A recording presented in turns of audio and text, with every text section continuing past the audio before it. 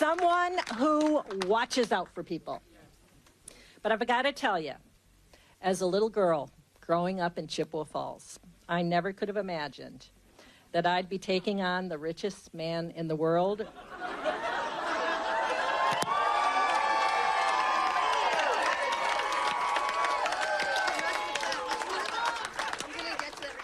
For justice in Wisconsin.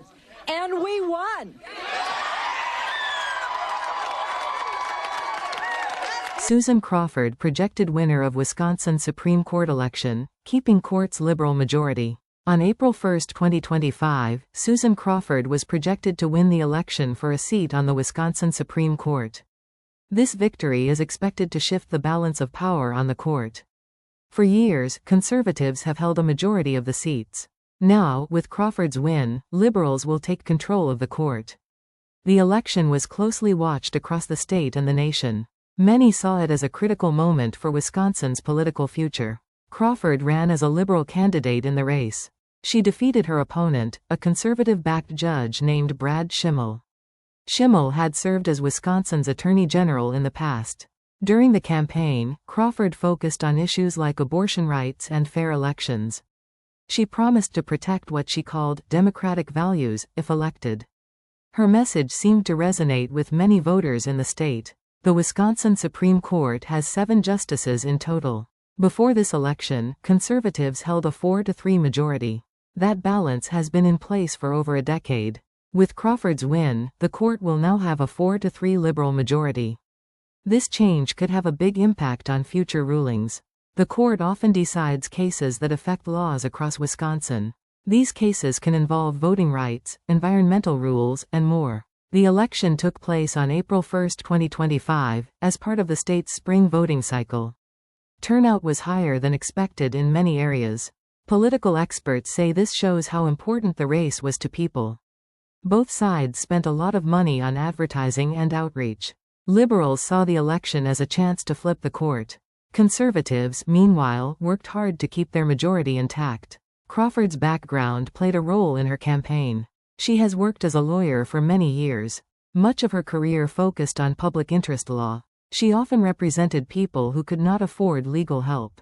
This experience shaped her views on justice and fairness. During the race, she spoke about her time helping everyday Wisconsinites. Voters seemed to connect with her story. Schimel, her opponent, took a different approach. He leaned on his record as Attorney General. He argued that his experience made him the better choice. Schimel campaigned on a platform of law and order. He warned that a liberal court might weaken public safety. His supporters agreed with this message. However, it was not enough to win the election. The results of the race were announced late on April 1. Early numbers showed Crawford with a strong lead. As more votes were counted, her victory became clear. News outlets, including Breitbart, called the race in her favor. Supporters of Crawford celebrated the outcome. They saw it as a win for progressive causes in Wisconsin. The shift to a liberal majority could change the court's direction. In recent years, the conservative justices have made key decisions. For example, they upheld strict voter ID laws. They also supported limits on early voting.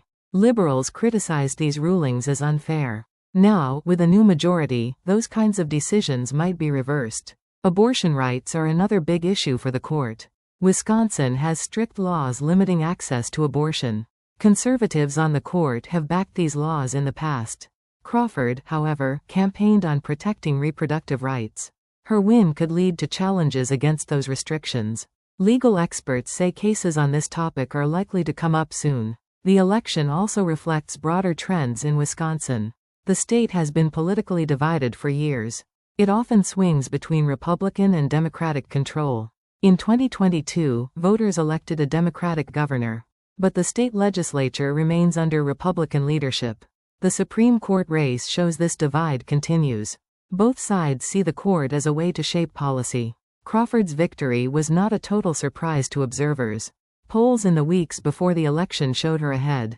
She had strong support in urban areas like Milwaukee and Madison. These cities tend to vote for liberal candidates. Schimel did better in rural parts of the state. However, the urban turnout was enough to tip the scales. Money played a big role in the campaign. Outside groups poured millions into the race. Liberal organizations funded ads for Crawford. Conservative groups did the same for Schimel. The spending broke records for a judicial election in Wisconsin. Some criticized the heavy influence of cash. They argued it made the race more about politics than justice.